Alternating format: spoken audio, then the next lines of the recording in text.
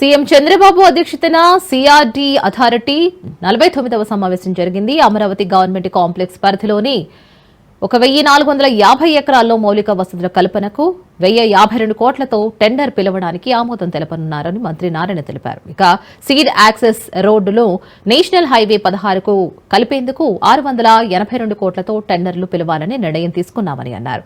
Green and blue city నిర్మాణంపై నిపుణులతో మాట్లాడామని అన్నారు.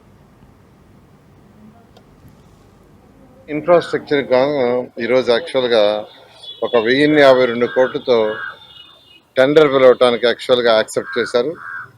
అదేవిధంగా రెండోది ఏంటంటే సీడ్ యాక్సెస్ రోడ్ ఏదైతే ఉందో అది నేషనల్ హైవే కలపాలని మాస్టర్ ప్లాన్లో ఉంది.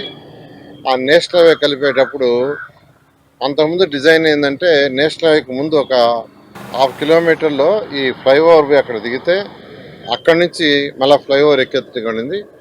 అలా కాకుండా ముఖ్యమంత్రి గారు ఏదైతే E5ని నేషనల్ హైవే కలుపుతున్నారో అది డైరెక్ట్గా నేషనల్ హైవే లెవెల్లో కలిపేట్టుగా చేయమన్నారు. దానికి 682 కోట్లతో యాక్చువల్గా టెండర్కి యాక్చువల్గా అలౌ చేయడం జరిగింది. అదేవిధంగా గ్రీన్ అండ్ బ్లూకి సంబంధించి డిస్కస్ చేశారు.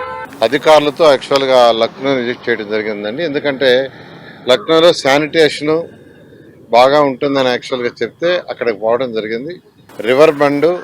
రివర్ ఫ్రంట్ ఏ విధంగా గ్రీనరీ డెవలప్ చేశారో ఇవన్నీ స్టడీ చేసాం. అదేవిధంగా సాలిడ్ వేస్ట్లో వేస్ట్ ఎనర్జీ ప్లాంట్స్ మనం పెట్టాం. అది వాళ్ళకంటే కాస్త బెటర్గా ఉంది. వాళ్ళు కూడా వచ్చి చూస్తా ఉన్నారు.